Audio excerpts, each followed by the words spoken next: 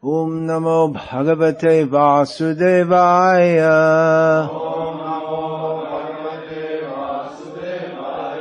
Om Namo Bhagavate Vasudevaya. Om Namo Bhagavate Vasudevaya.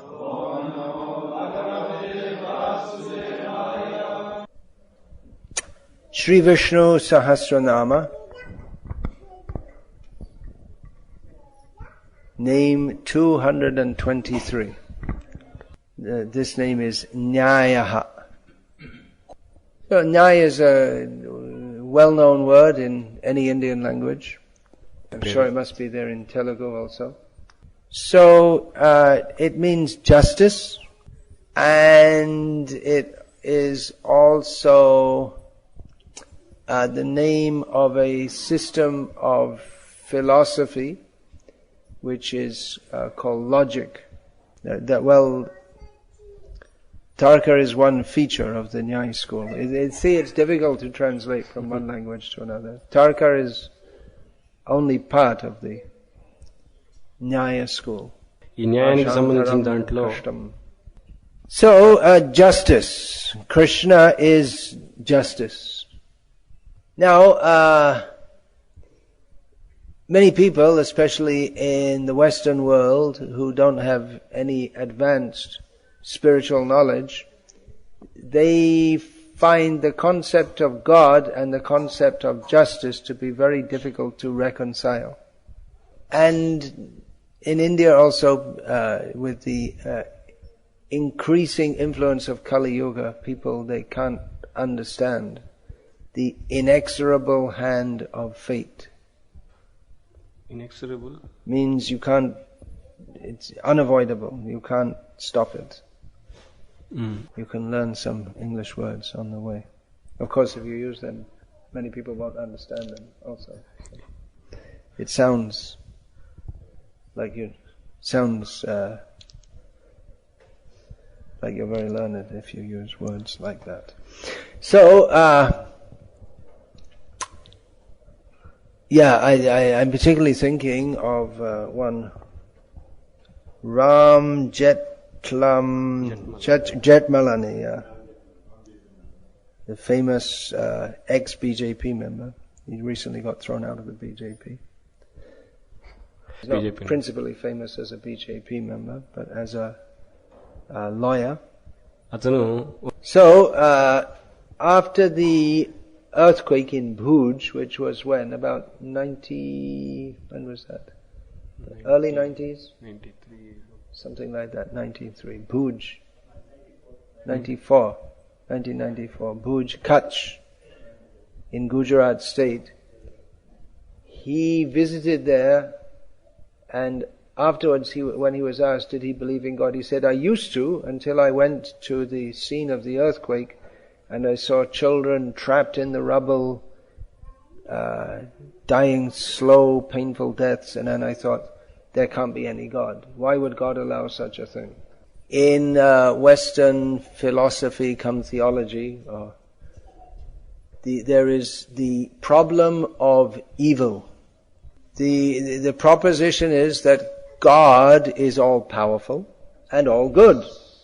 Right? If He's not all-powerful, He's not God, and if He's not all good, then He's not God. So if He's all good and all-powerful, why is there so much suffering in the world?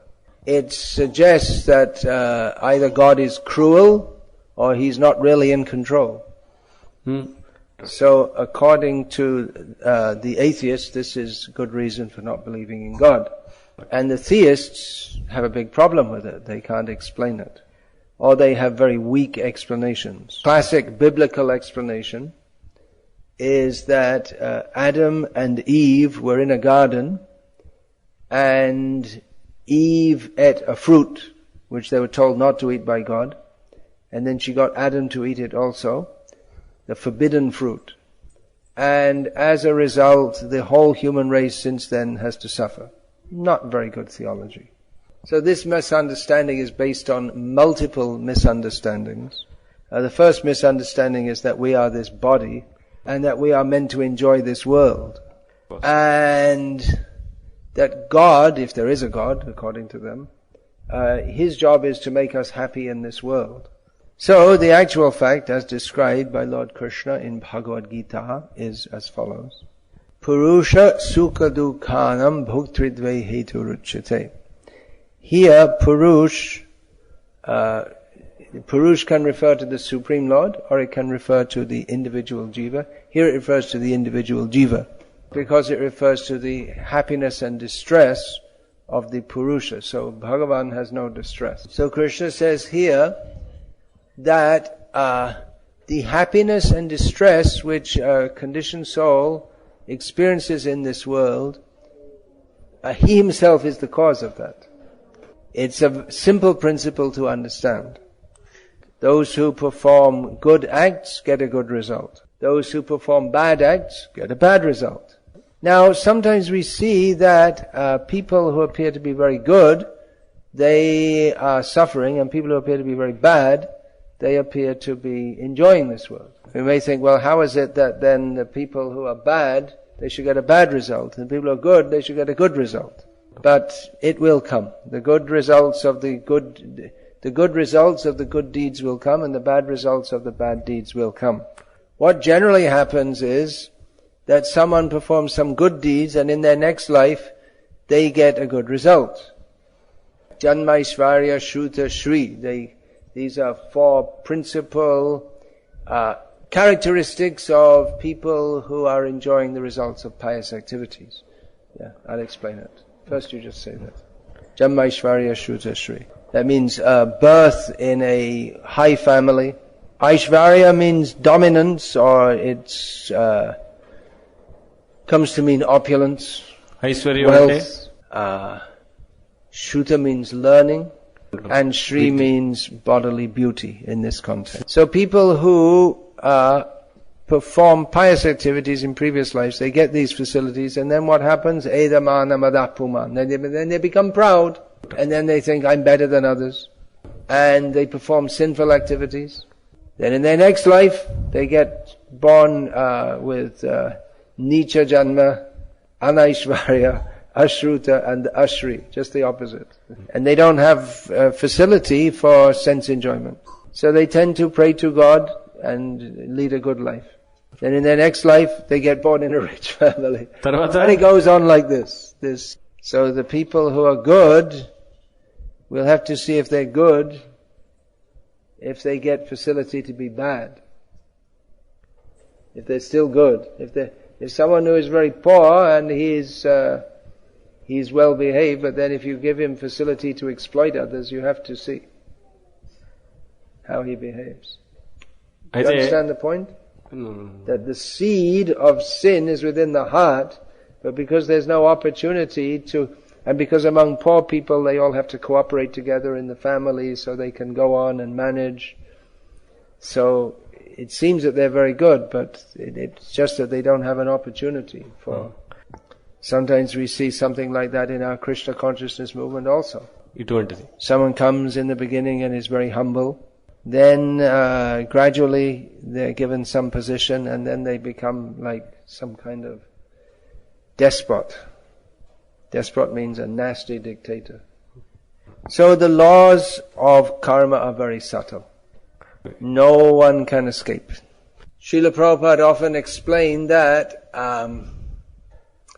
someone by trickery, they may avoid being punished by the government for some crime, but they will be punished by the laws of nature in due course of time. So these are the laws of God. You cannot escape.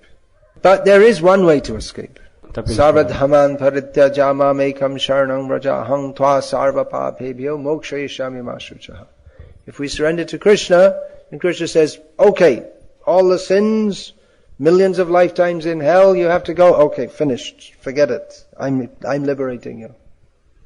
No. So you may say, well, that's not fair. He should have suffered in hell.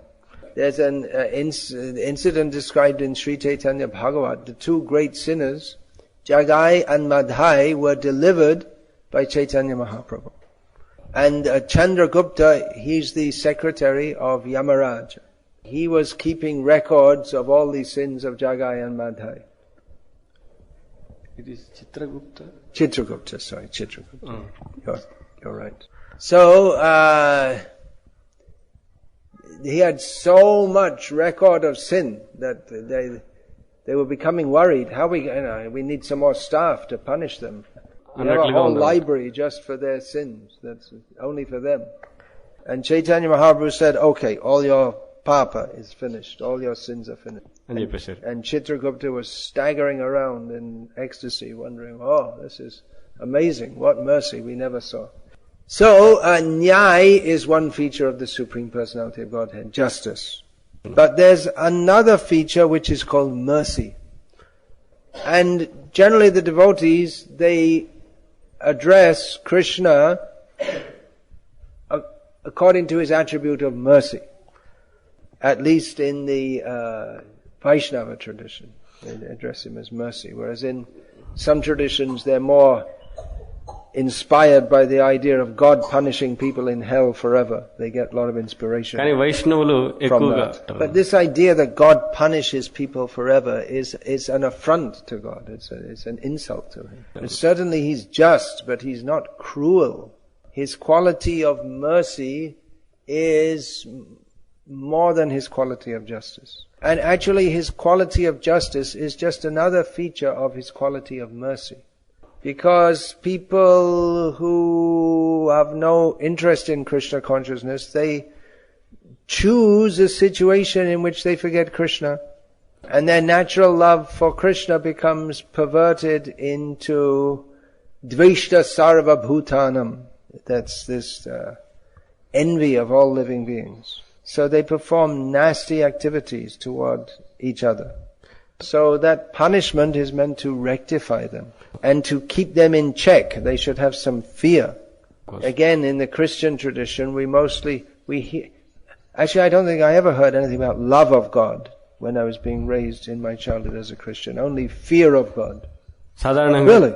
You have to be afraid, because if you don't do what he says, he'll chuck you in hell and burn you there forever.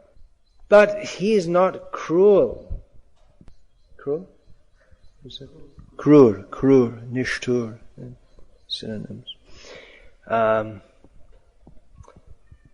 Just like a father may punish his son if the son does something wrong, but he doesn't punish him by cutting off his arm or something. He punishes him in a way to rectify him. So, we may say that, surrender to Krishna and Krishna clears off all the sinful account. Well, that's not fair. But who's to say what's fair? It's up to Krishna. He sets the rules of the universe. It's not up to us to judge. But actually that is proper also, because the very cause of our acting sinfully or piously in this world is due to neglect of Krishna. If we give up that neglect of Krishna and we surrender to Krishna, then there's no need for punishment and reward on the mundane platform. We've transcended that. Just like there's in the prison, there's punishment because the prisoners deserve it. They performed some criminal activity. And there may be some reward also. If you have good conduct, the prisoner, they may get some extra piece of bread or something on a Sunday.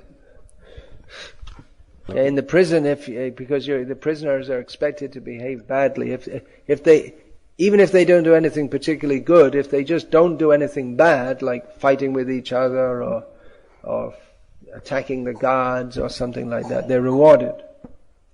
But for those who are released from the prison, these conditions don't apply anymore.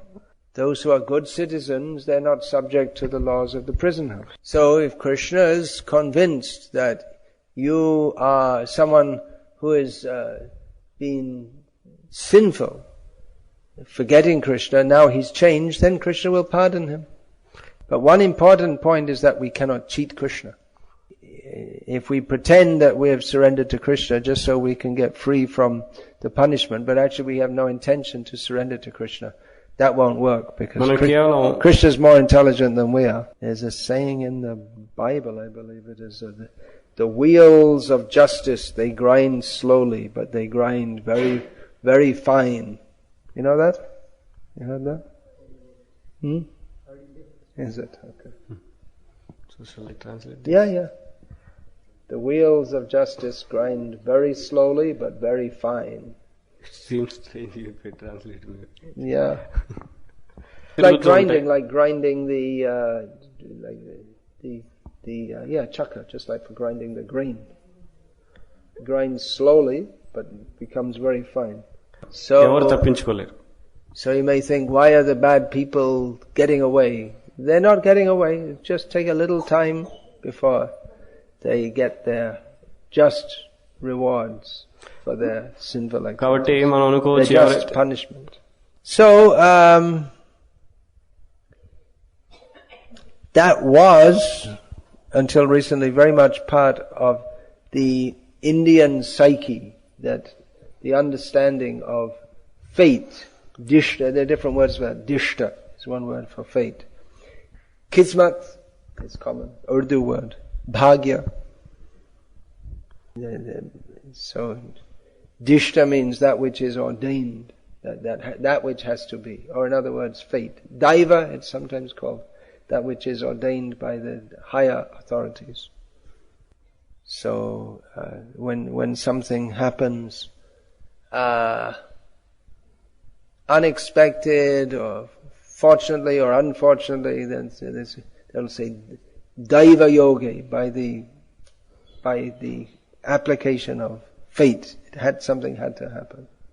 So previously in India, when people had more spiritual education, they understood if something bad happens, well, that's fate. I must have done something bad in my last life. Therefore I'm getting this result. But on the other hand, if something good happens, you don't say, well, that's because I was very pious in my previous life. You shouldn't say that. The proper attitude should be that it's all the blessings of the gurus and whatever it may, parents, gurus, like that. It's all their mercy. Even this P.V.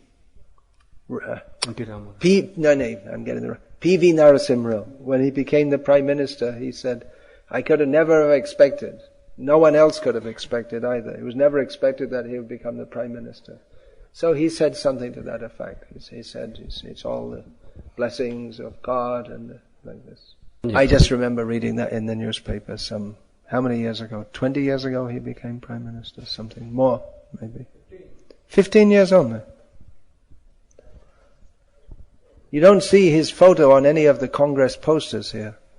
You would have thought. You see Sonia and Rajiv and Rahul, and then the local,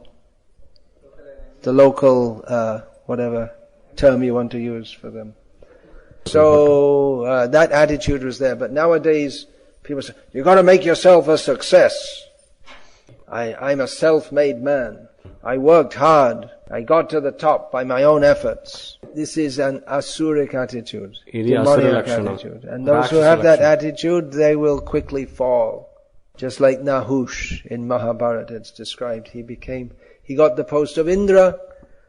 Then in heaven, in Swarga, he was described, well, I came here because I did this pious act, and that pious act, and this pious act, and that pious act. Then he fell down as a snake. Whatever punya someone gets, if they praise themselves, they may have done austerity for thousands of years, but if they praise themselves in 1 second, it's all finished. Sure. And not only does it become finished, but they become sinful. Self-praise is very bad. So the only person who should praise himself is Krishna. Aham sarvasya prabhava, I am the source of everything. It's actually not really self-praise, it's just stating the fact. So then what happened to that snake? Then he caught Bhim one time, and Bhim was surprised. How is this snake catching me? He said, actually I'm your ancestor, I'm Nahush. So, like this. Mm-hmm. There's no end to them. So he explained that, I'm in the body of a snake because I praised myself. So that is Nyayah, that is the justice of the Supreme Lord. One should not praise oneself, one should learn to praise Krishna. And by doing so, one is benefited. But if one praises oneself, then that is just the opposite of bhakti. So it's most destructive to oneself, to praise oneself. Or even to praise other people who are not Vaishnavas. That's also not good. That's sinful. Shravid Varahoshra Karai Sangstuta Purusha Pashahu. Nayat Karna Pato Petas Jatu Nama Gadagrajaha. Those persons who are like hogs, dogs, camels and asses, they praise other hogs, dogs, camels and asses who are supposed to be the leaders of human society, but who have no taste for glorifying Krishna, who never speak the name of Krishna. So these are the laws of nature. People should be educated in this. And this is one of the important reasons why we have Gurukul. Because you can go to the regular school and you can learn BCom, how to... Actually, they don't teach very well how to cheat others. That you learn on the job. But it's just like Prahlad was taught by Shanda and Amarka, this... what is that? The Sama Bheda Dana Danda, how to manipulate people with politics by sweet words, divide and rule, offering them some post, or if none of that works, punish them. But they don't know, the schools, they don't teach you the most important things we have to learn. That by cheating, lying, stealing, exploiting, indulging in the senses, we become candidates for going to hell. And actually until recently in the schools, even the mundane schools, this kind of teaching was there, but now it's not there at all.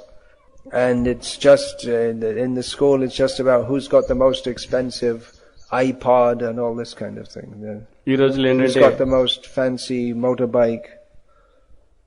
And the boys all have to go to the gym to get bodies like Hiranyakashipu. Big strong body. And the girls all have to go to the beauty parlor because they're not beautiful, but they have to try and make themselves look beautiful somehow or other. This is terrible education. Terrible. Very bad. Vidya ka name avidya. In the name of knowledge, ignorance. So, here we're teaching this. Just like this, Shivraj wanted to teach them Garuda Purana. All the effects you get for bad things. That's taught usually after people die. They read that out. They do Garuda Purana part. Of course there are many things in Garuda Purana apart from this. But that's that. Well, if you do this bad thing, you get this bad result. If you do this bad thing, you get this bad result. But it's also stated in the Garuda Purana that by chanting the holy names, all the residents of hell were delivered. So if you don't know this, you're in a very bad situation. It's just like, for instance, okay, you get a motorbike and no one tells you the laws of the road, if there are any. Well, there are some. I mean, vaguely you're supposed to stay on the left side of the road in this country. Then if you don't know, you're in an extremely dangerous position. You drive your bike you rev it up, and you release it in fourth gear or something, and you go shooting out into the road and straight out into a truck that's coming, and then you find out what the laws of nature are. So in the same way, we're on the journey of life and we think we'll just go out there and do what we want, but we don't know the laws of nature. We're in a very dangerous position. By performing sinful activities, we have to suffer. So this concept of justice, this should be understood. Now, sometimes neophyte devotees, they think, well, I'm chanting Hare Krishna, then why am I getting sick? In Namakkal, which is a town in Tamil Nadu, just last Sunday? Last Sunday, 2 Sundays ago. After our program, one man was there. He was dressed in complete red cloth, like a complete Shakta. You know why it's so red? They have such red cloth. That's supposed to symbolize the blood or the menstrual, what's that called? Emulsion of the Durga Devi. Menstrual emulsion. Yeah, the menstrual discharge. Adi. It's a pretty tamasic form of religion. So he started crying and said, well, I started reading Bhagavad Gita, then all my business went down, and my family, he was overwhelmed. And people wonder that in Badrinath now or in Uttarakhand, there's actually Kedarnath, isn't it? There's been a massive floods and so many people died in a holy place. Why is that? Why? God doesn't like us? We're trying to be nice to God and do what He says, but it seems He doesn't like us. So these things are tests to see if we're serious, whether we want to serve God or simply to take some advantage from Him. For detailed analysis of this point, you can read in that Sri Bhakti Siddhanta Vaibhav, the genuine and something else. Genuine and false Gaur Bhajan. Very instructive section. So someone was worshipping Gauranga Mahaprabhu, but then when his daughter died in pain, he gave up. He thought, how is that? I'm worshipping Gauranga Mahaprabhu, and my daughter died in pain. That means Gaura, he's not good. He didn't look after me properly. He should look after me. So Bhaktisiddhanta Saraswati Thakur commented that actually he never worshipped Gaura. It was all false. He was worshipping Satan in the form of, in the name of Gaura. So it's very instructive commentary there. The devotee's outlook is Tattenu kampansu samikshamano bhunjana evatna kritang vipakang hridvagva pubhe vidatan namaste. Jiveta, what is it? Yo mukti pade sadaya bhag. That one who suffers, one who lives in this world worshipping Krishna and accepts all suffering that comes, thinking that anyway I deserve it, it's all Krishna's mercy on me, actually I deserve much worse, but he goes on with undisturbed, fully dedicating himself to Krishna's service. Such a person is eligible to go back to Godhead. Tipate sadaya bhak. So this topic should be understood very carefully. If we try to judge the justice of Bhagavan by our own standards, we will fail. We have to have the faith that God is good, He desires the best for us, God is good and He desires the best for us.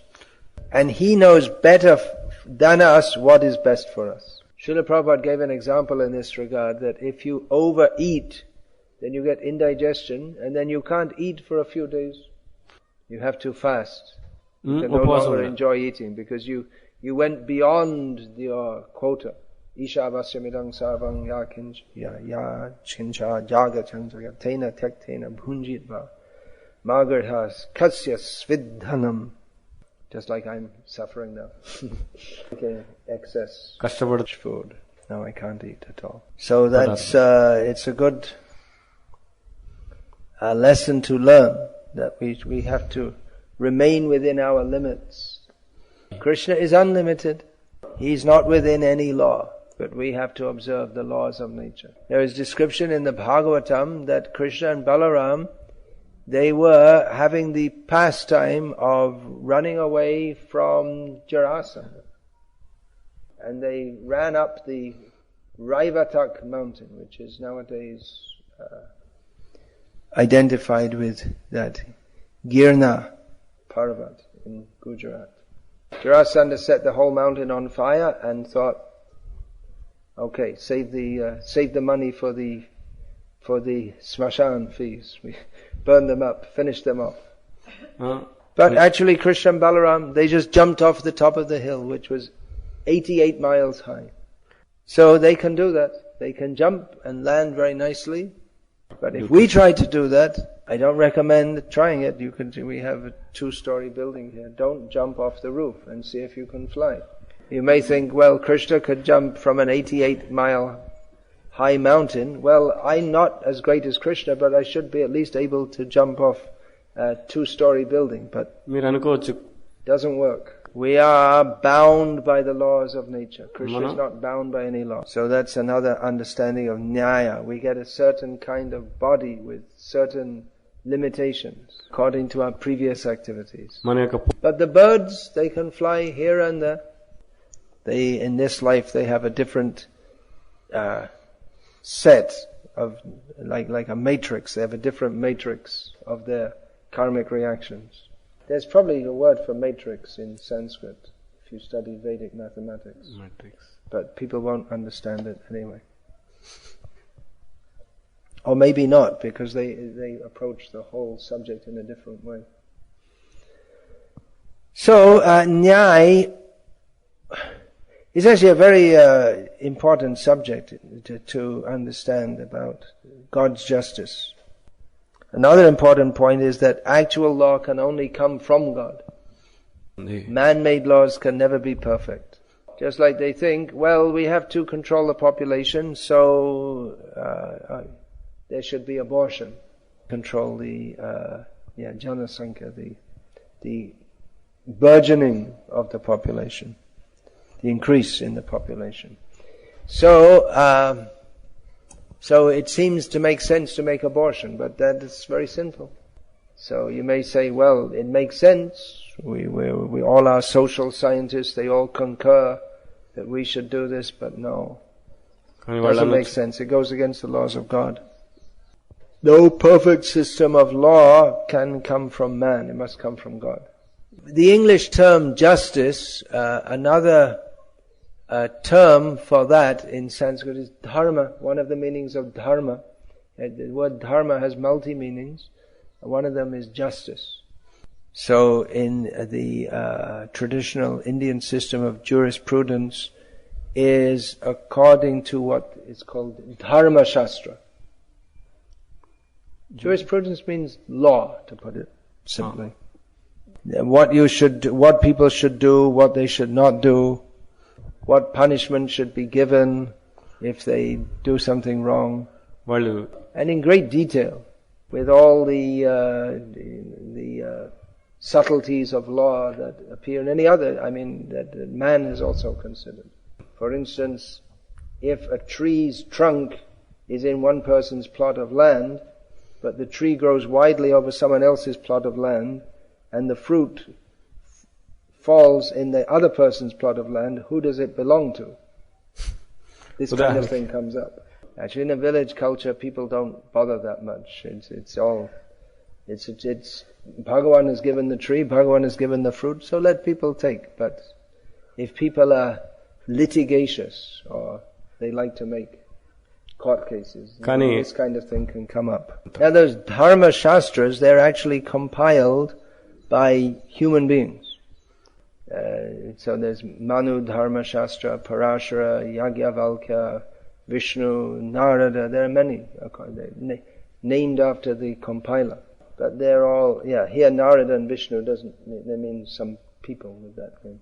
So, but it's understood that it's all, they're empowered by Vishnu to select from Shastra what is suitable for the people they are prescribing these rules for. But there are different understandings also.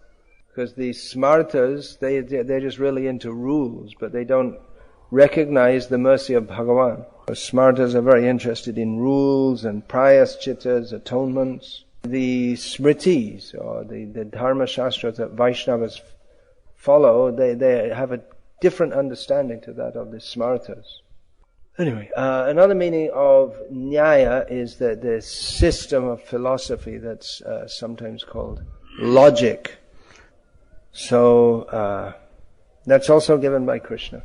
And that is a useful tool for understanding some matters of this world, and for understanding some very primary matters of spiritual understanding. But for understanding the advanced science of God, Bhagavad Tattva Vijnana, ordinary logic is incapable. Okay. What is that in Gita? Vada pravadatam asmi. Among all the systems of argument, Krishna is Vada. That means the proper way of arguing. There are cheating ways of arguing also.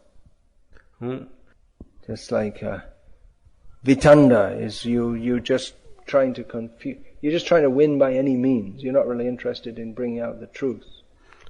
So mostly the lawyers in the courts, they argue for their client. They're not interested in the truth. They want their client to win by any means. So the judge has to be a very expert. And he has to be neutral. That's like you see the picture of the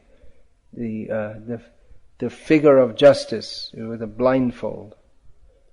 Actually, justice should be with vision, not with blindness. But the point is that one is nirapeksh, one is not taking any side. Everything in the world is under the law of Bhagavan. It's not only human behavior. The way the stars move, the planets move, everything is under his law. Down to the anulu.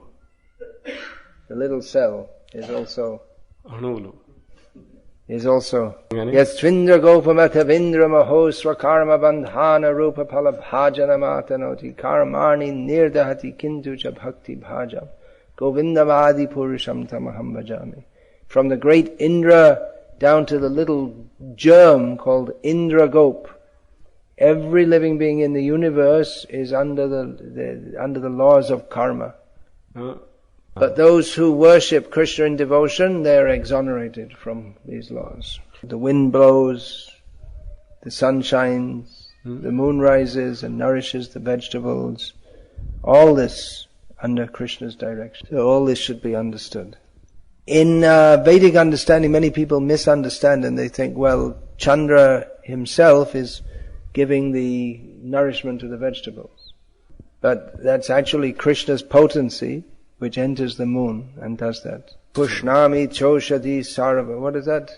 Pushnami choshadi sarva somo bhutva rasatmaka. Krishna says, I become the moon and nourish the vegetables.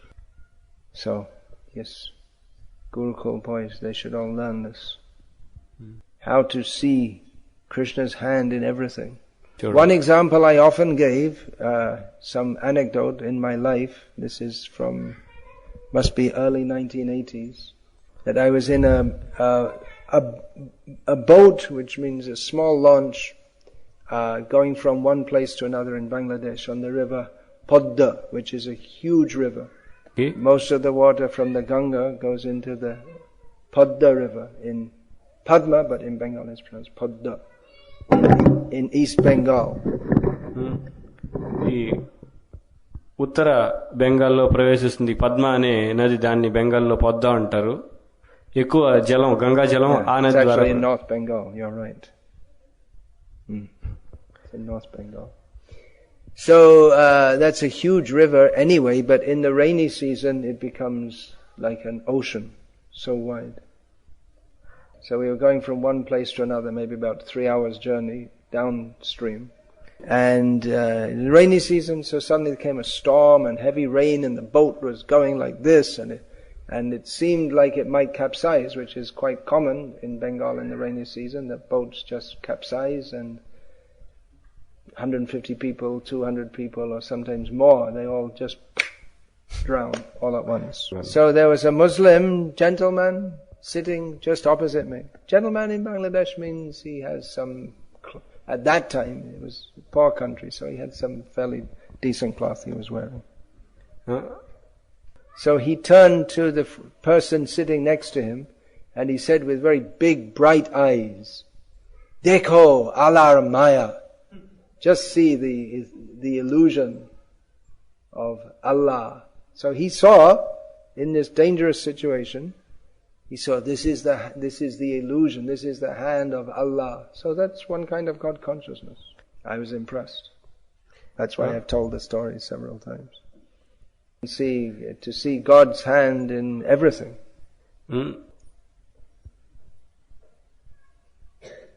Hare Krishna.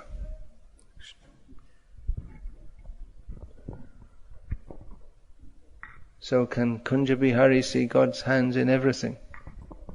He has to learn. Hare Krishna. Any question, please? Legal questions are often very complex. That's why you'll see, if you go in the lawyer's office, you'll see so many books. And then you bring up some point and they pull out one book. They know which book to pull out and they say, yes, in 1923 Bombay High Court said this, and They know it all. They're supposed to know it all. Good lawyer, he has to know. So they'll go in the court and say, well, the 1923 Bombay High Court decision, and then the other lawyer on the other side will say, well, no, actually that was modified by Madras High Court in 1942. And they'll battle it out and say, no, that's not applicable here. And it will go on like this. And then one party will just hire some gundas and shoot the opponent, and then there's no more discussion. You're not going to do that, are you, Kunja Bihari? No. Okay, good. Don't do that.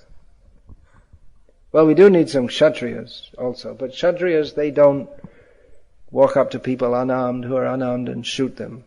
That's not a Kshatriya, that's a Rakshasa activity. Even self-respecting Rakshasas like Ravana, they wouldn't even do that, so it's even sub-Rakshasa. Or Ravana.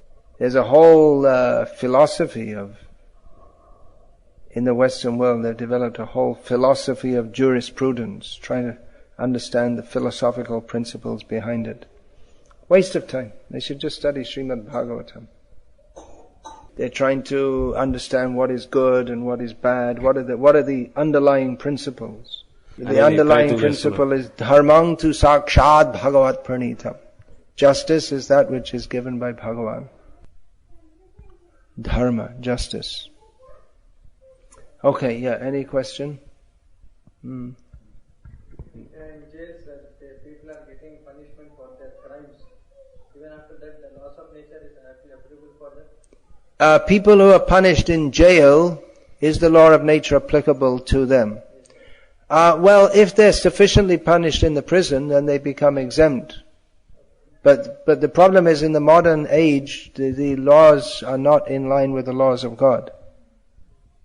Srila Prabhupada explained that someone who's eligible according to dharma to be executed for his sinful activity, he gets so much cleared of sinful activity that he's eligible to go to the heavenly planets. Whereas if he's not executed, then he has to suffer terribly in hell for his sinful activities. So we find in India and Bangladesh and these places, capital punishment is accepted, whereas in the Western world there's a lot of revulsion about that. In the Western world there's the idea that, well, you have one life, so that's it. And so it's too much to kill someone. It's too bad to kill someone. Hare Krishna. Srila Prabhupada ki jai.